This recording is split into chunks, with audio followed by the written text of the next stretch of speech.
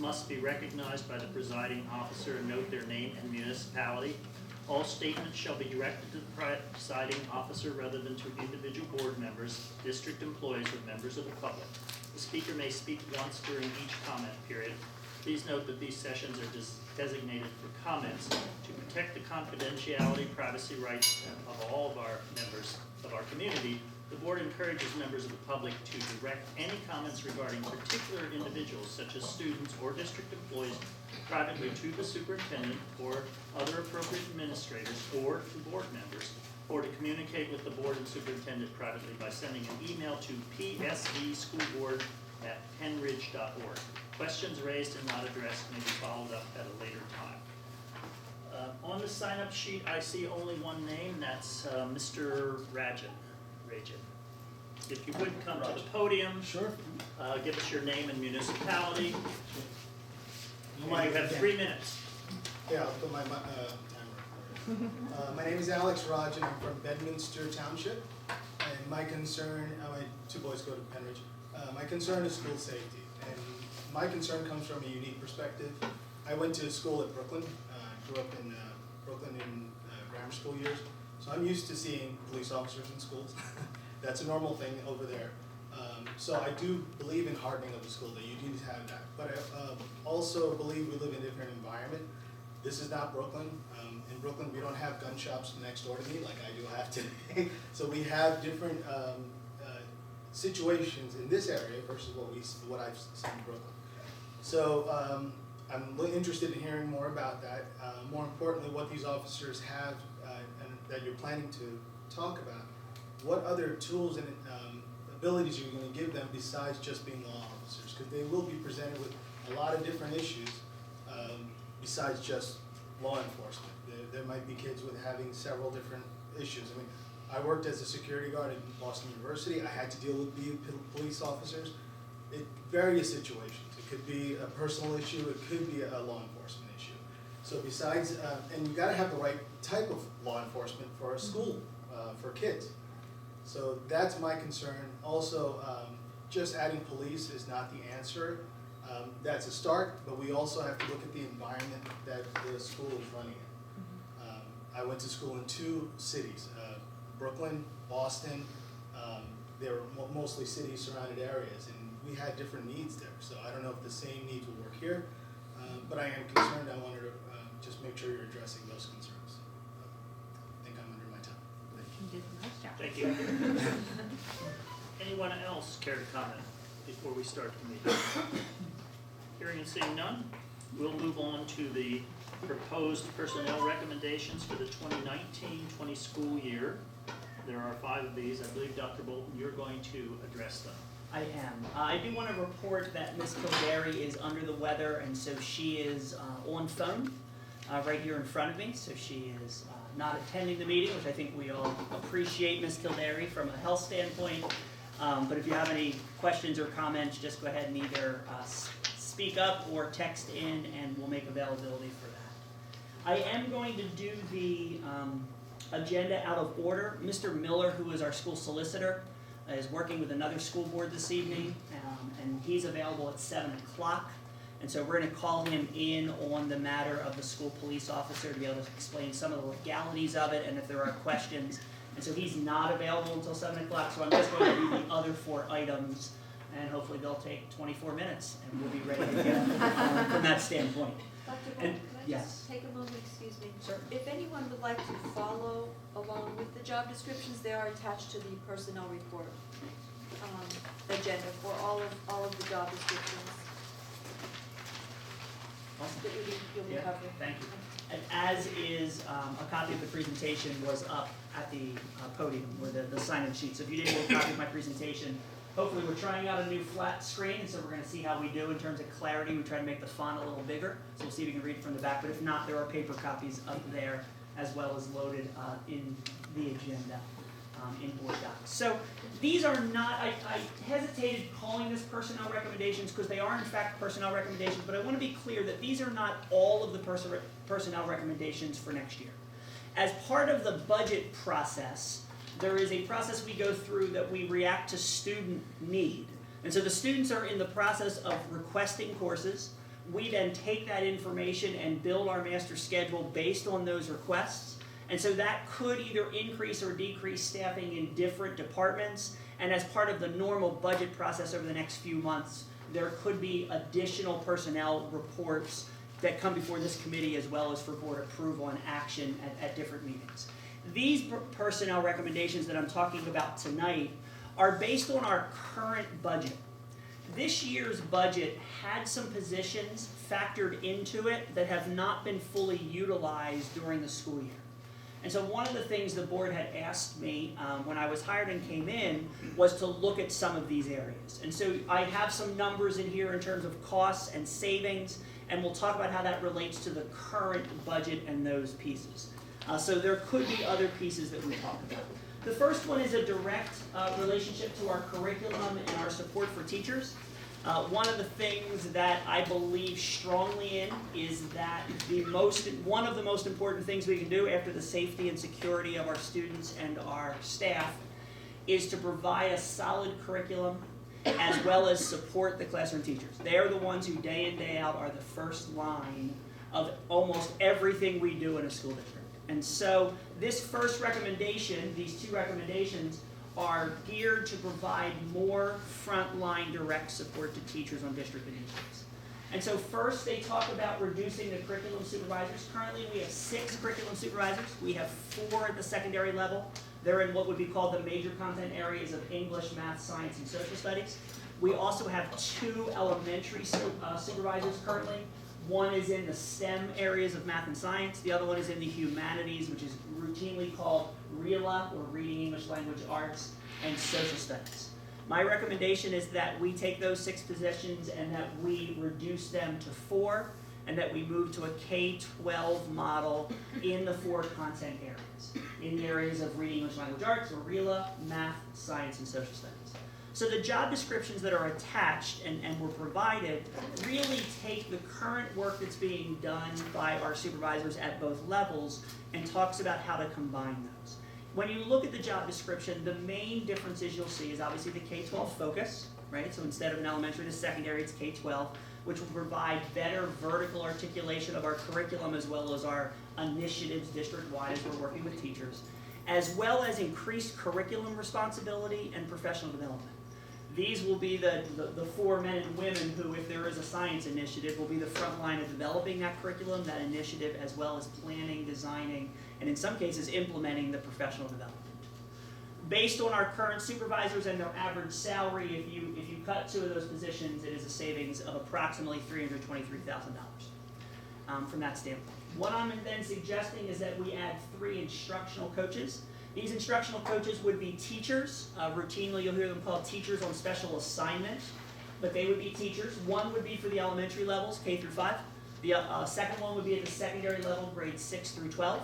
And their primary responsibility would be classroom support. They would be charged each year looking at district initiatives as well as building initiatives, and then providing that support and consistency across our classrooms. They would also be utilized for a new teacher. They could be utilized for a struggling teacher, to be able to be in a classroom while they're doing it, or to model lessons and to show them an effective way of doing it. The third instructional coach is one that I'm asking the board to consider for a 3-year position only. Over the next 3 years, we are making significant strides in the elementary literacy. Both our writing and reading programs will be brand new and implemented by the end of the 3 years. Elementary, especially primary literacy, is the foundation of everything we do. There's lots of studies that will indicate that how a student is performing at the end of 3rd grade from a reading standpoint has a lot to do with future success. And that's not the only thing we're going to be measured off of, but I think it is one of the areas that we need to be very deliberate about as we're providing support to our teachers as well as then for the students. And so I'm suggesting that there be the 3rd instructional coach that would be solely for elementary literacy. It would be somebody who would work K through 5. And would be charged with helping teachers as we bring in the new writing and reading programs at the elementary level. At the end of 3 years, I suggest that we evaluate that, and then at this point we could say, well, do we need that position or not? That person will be hired knowing that at the end of 3 years, their instructional coach days are then over from that term, and they would return to the classroom at the end of those 3 years. The other 2 are what I'm suggesting to be permanent positions. They still would be teachers, and so if we did change that in the future, they would go back to the classroom, but there would not be a plan to do that on a time standpoint, but they would be elementary and secondary. Those costs for those 3 people is approximately $240,000. It obviously would reduce by about $80,000 in year 4 if we did not continue the 3rd instructional coach. But for the sake of the numbers that I'm presenting, I use the full cost because I'm only looking at a 1-year budget impact from that standpoint. I'm going to pause at that point to see if there are any questions from the board in terms of clarification. Your assumption about the 3 instructional coaches is an assumption that does not mean that they would be long-term teachers at the top of the salary scale, obviously. The actual assumption is that their replacements would not be long-term at the top of it. Because I'm assuming that all, if not most of them, will That's be where I internal think they'd come candidates. from. But if I pull Mr. Kraus out of the classroom, his number's already in the budget. It's his replacement I need to budget for, and his replacement is likely to be someone at the bottom end of the scale. We actually use the current average starting salary from this year in terms of all the people that came in, and that's benefits, that's everything factored in there, and it's about $80,000 per teacher, obviously, as you do that math. And so it's for the replacement that we're budgeting, not for the teachers themselves, because their budget, their salary's already in the budget, wherever they're working. We are currently working on job descriptions. Instructional coaches is something new for Penridge, so we don't currently have a working job description, so that's why one is not attached. We are working on that. We've talked to other school districts that have some model of this, and Dr. Scheid is currently taking the best of all of those worlds to put together something that we can then present for the board's consideration at a future meeting. All right, but that's why that is not there yet, because we're just not ready in terms of that piece. Okay. Second recommendations, the top one might seem like it doesn't actually add teacher support, but it really does. Currently at the elementary level, I think it's safe to say that almost all teachers, but all classroom teachers during the lunch recess time have duties multiple times a week. So they're currently doing anywhere from 2 to 4 days worth of duties where they will either monitor the cafeteria or in more often it's the recess yard with some aides that are there. My recommendation is that we free the teachers as best we can from that responsibility and allow them to do the things that they are trained for that I think will better benefit students and provide the supervision piece that is still necessary. We do need bodies to supervise lunch and cafeteria. Some schools get parents to volunteer, some do not. Some get them on nice days, some don't get them on the days that aren't so nice outside. And I understand all of that. And so the recommendation, currently there are 2 at every building. The recommendation is that we add an additional 2 to every building, take that from 2 to 4. The cost of the 2 right now is $67,000 annually. That's the annual cost for those 14 positions. They work 2 hours a day. So these are very, very part-time positions. They're often people who either are people who are working from home or are stay-at-home parents, or they have other jobs in the district that are part-time at the beginning and the end of the day, and so they piecemeal those things together. It would free the teachers up for increased collaboration.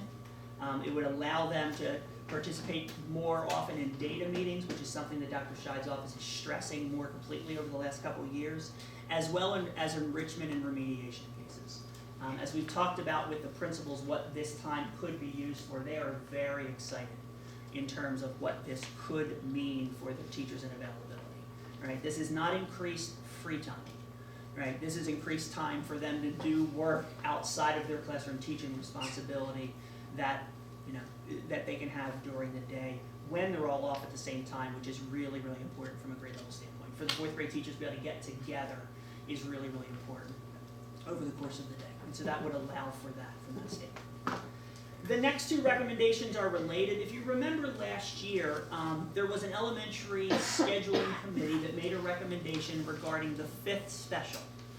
Currently at the elementary level, there are 4 specials, and the 5th special is done by the teacher, and it's computer time. So that looks a little different in every building, but primarily that's the 5th special. The recommendation from that scheduling committee was to move to a schedule where all the specials are the same length. Currently they're not. The contract was very interesting in terms of length of time and the specials that were offered. And they would be moving to 45-minute specials, whether it be art or library or health PE or music. They're the 4 that are currently in place, as well as then introducing a 5th special. The recommendation from the committee at the initial was to have a split fifth special that was half-time STEM.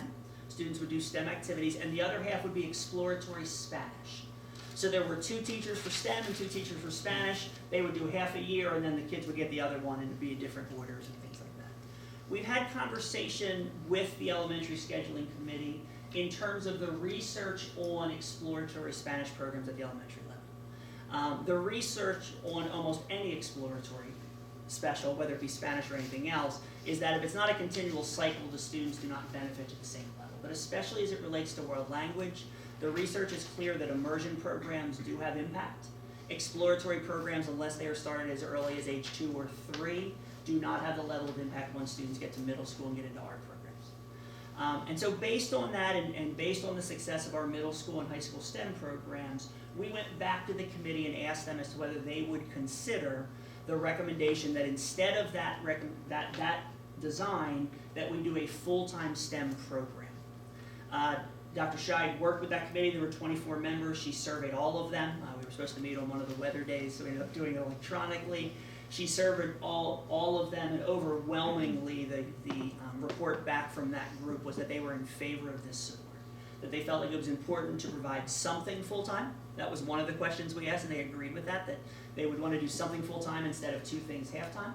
Given the choice between STEM and Spanish, it was a 22-2 vote. Correct me if I'm wrong, I believe I was doing it off memory. It was a 22-2 vote that STEM be the area that we recommend.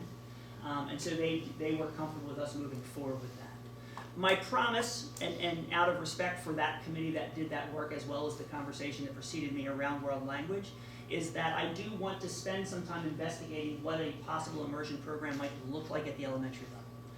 There are complications from certification to where do you offer it. It is an elite program, right? So there are things that need to be discussed, but it is something that the committee talked about last year, and I don't want that to die, but I also don't want to wait until we're done that work to make this decision.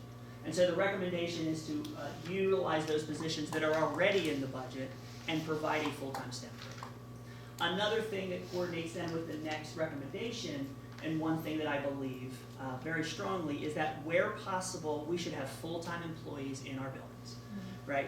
Right now, we are currently paying some specialists to drive in the district, which I understand why we're doing that. That's an efficient use of your time, but it does not benefit the students fully. They're not fully using their time in front of kids because they have to drive from that standpoint. And so we currently have a gifted model where there are 4.4 gifted teachers at the elementary level.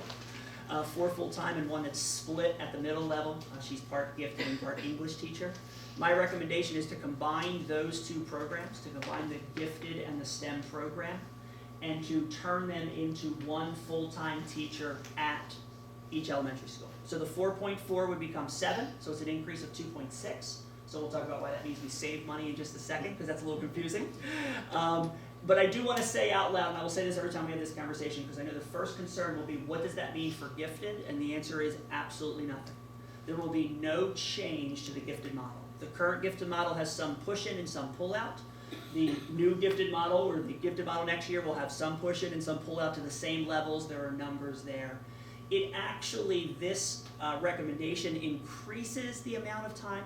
What I did was I had somebody help me, and we mock scheduled 2 buildings. We mock scheduled a very normal building. Most of our elementary schools have 3 of everything. They have 3 first grade, 3 second grade, 3 third grade. That's very normal. And so we mocked that out. What would it look like under this model? We then took our building that was our largest, which also has our largest gifted population, which makes some sense, to see what would that mean there, because there's more need for gifted services in that building. In both models, the amount of time available beyond these 2 specials for enrichment and extra push-in time and consultation increased because the person was there full-time, besides the benefit of being there full-time. In the large building, it was 15 minutes a day or 75 minutes over the course of the week. At the small building, it was 30 to 40 minutes, depending on how small your building was, a day, which meant more than 2 hours, 2.5, almost 3 hours in those buildings of extra time where this person could dedicate to the buildings. I want to show you a model of that. And this may not make total sense to you, but if I explain the colors, I think it might be helpful. The colors, if you look at the blue are the new STEM classes. And so this is a building that has 3 of every section, so you can see across what I would call second period, which is really, that second time slot up there. The 3 third-grade classes are all getting their STEM special. Now, there's nothing magical about the days. It might be Monday, Tuesday, Wednesday, because the building would have that flexibility. But each teacher in 3rd grade would get their STEM at some point during that. So you can see that there are 15 dark blue STEM boxes up there. This is not going to be a special for kindergarten. And so there is not kindergarten up there in blue. This is grades 1 through 5, which is consistent with most of our specials currently at the elementary level. The light green, which are all marked seminar, are the current pull-out models. So that's when our current gifted students get their pull-out and go and get their gifted curriculum from the gifted teacher. That is the amount of time. It's different per grade level, how much time they get. That's why when you add it up, it's not all the same minutes. Sometimes it's a 30-minute block, sometimes it's a 45-minute block, sometimes it's 2 blocks, sometimes it's 1, depending on the number of minutes. But that is equal to what they're getting right now. Right, so that light green matches what this building's light green's right now. It's the dark green that increases. The dark green are then opportunities for push-in enrichment in grade levels. Now we mocked up what grade levels they were. There's nothing magical about what that would be, because that depends on the building's schedule. But you can see that there is content time and then there is enrichment time for this person, this full-time body, to go in and do that. And what we talked about both with the teachers as well as the principals is we very often will have, you'll be sitting in a 4th grade classroom and the teacher's got these 4 kids who are just some serious science, go get 'em, right? Nerds, if I may use that word out loud, right? Yes, Dr. Dormer, go. but they're not gifted, right? So the question is, how do we enrich those kids? And because they don't have the label, and so this will provide the classroom teacher another resource to come in and help with that. Right? Somebody who is trained in gifted education to be able to extend the education for these groups of students. It would also provide extra time for remediation on the other end. So that is what the schedule looks like. We also did this for the other building, that had the increased time. And in both cases, like I said, it did increase the availability for these students from that standpoint. Right? We parked there to make sure that from a clarification standpoint. Oh, I didn't talk about the money. The reason it saves is, let's remember I'm comparing it to our current budget. Our current budget allocated 4 staff members, and so we're only utilizing 2.6 of them. We did utilize 1 in the fall for special education. There was an extra need in special education that was not anticipated. So we took one of those 4 positions at the beginning of the year and used them at the elementary for a special ed need. So there were 3 positions still in the budget not being utilized. When you utilize 2.6 of them, the other 0.4, as well as a benefits package, because one of the teachers doesn't need, that 3rd teacher doesn't need benefits either, because they're already in the district. And so that's 0.4 of a teacher plus a benefits package, which is where that $50,000 comes from, in terms of actual savings. Now, that's savings over what is budgeted, that is not savings over what we will spend. Okay, so I just want to clarify what I mean by that, which is why I prefaced the way I did in terms of what I mean by savings to the budget. Any questions on this or the chart? Okay. All right, and then there are 2 pieces here, and if I do one of them in 5 minutes, we'll be good with the other one. I can call in Mr. Miller for it. So as you know, sadly, Mr. Ferry is retiring. I mean, happy for him, but sad for us that Mr. Ferry, sorry. Strike that from the minutes, Mr. Ferry. That Mr. Ferry has announced that he will be retiring on March 29th. So we are in the position to be posting that. We did make some adjustments to the job description that are in your agenda, on board docs that we would ask you to consider that we will bring to the board for approval at your meeting at the end of the month. Primarily, these are increases in media design, graphic design, video design, which is just the change of how the media and the communication world has gone since the job description was designed and updated during Mr. Ferry's tenure in the district. As well as some website capability. I'm hopeful that the new person, we will be addressing website and the continuity between classroom websites and building websites and the district website. We're currently working off of a free Google site, and so Mr. Ferry does a wonderful job patching that together, but there are limited things that you can do with that. And so we'll be asking this person to consider what are our options, and we'll bring those options to the board, because if we do something other than free, it'll cost money. So we'll have to make a decision as to whether that's worth it or not. So we don't have to have that conversation today, but that is one of the things I'll be looking for, and you'll see in the job description the areas that were added. The areas that were taken out either are areas that are no longer an emphasis, or no longer done, or redundant. There were a couple times where it said, okay, the person will do the website. And then it said, the person will do the website and will be charged of da-da-da-da-da-da-da. Okay. So the fact that the person's doing the website, we know they're doing all those things that are attached to that piece of it. We didn't feel like we had to spell them out. So that if 2 years from now there's something additional, it's still website, you're still responsible. We go from there. Any questions on the communications and public relations coordinator? The thought process is, as I budgeted, when I show you my total numbers, just to let you know where I went from a number standpoint. Some of that will have to do with experience and qualifications, right? If we find somebody who can do everything we're asking them to do, which will be a very difficult pull, it might cost a little extra money. And so I did actually budget a $10,000 increase, but if we find somebody who has, obviously Mr. Ferry had lots of experience, and so we might find somebody who doesn't have the experience and has a similar skill set, it could actually be a decrease or a cost neutral. But for the sake of budgeting, I budgeted a $10,000 increase because that is consistent with some of the positions in the county. The county positions are all over the place. Some are far more than this. Some are very, very part-time, and so it depends. Not every district has this position, and so it's a little hard to do apples to apples. But from that standpoint, that is where that cost neutral or $10,000 increase is factored in. The next piece has to do with safety, and there are two pieces to the recommendation, one that I can talk about and one that will call Mr. Miller in, since I still have 2 more minutes. We're doing two pieces to this. One is to recommend the addition of 2 school police officers. 1 school police officer, and the job description is attached.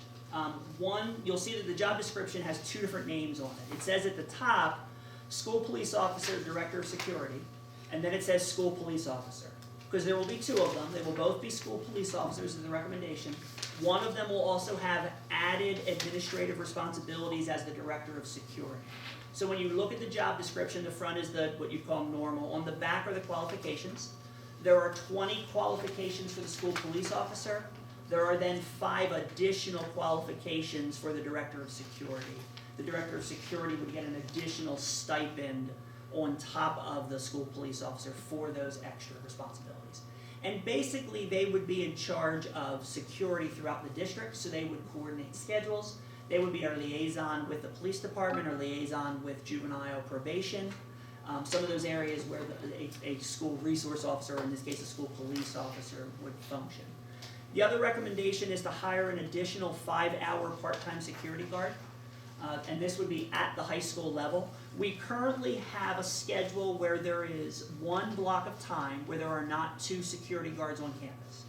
With the way this camp is used from 6:30 a.m. to 10 p.m., and the fact that if you're having what I'd call an academic event, you're coming in this side, and if you're having an athletic event, you're coming in on the far other side, it is very difficult for one person to cover both ends of those for those evenings where we have things going on all over the building, which is lots of evenings.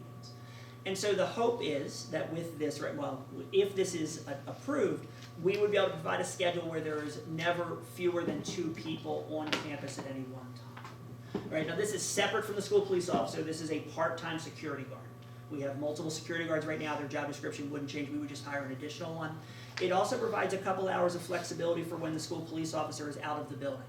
One of the things that our hope of the school police officer is to have relationships with all of our buildings, because they would both respond in emergencies. We need them to know the buildings, we need them to know the kids, we need them to know the front office, the layout of the buildings. That requires them to go visit those buildings, maybe help with trainings when it's Alice or things like that.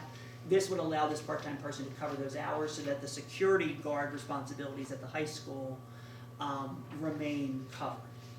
The difference between a school police officer and a school resource officer, which is what was budgeted and discussed in the spring last year, is that the school police officer is our employee. And Mr. Miller will get into this a little deeper in terms of the legality of that, but they are not a Penridge Regional Police officer that works in the high school. That is the model that Quakertown has, that is the model that Central Bucks has, where they have school resource officers. School police officers are district employees, which means their job descriptions can look a little different, even though their qualifications and training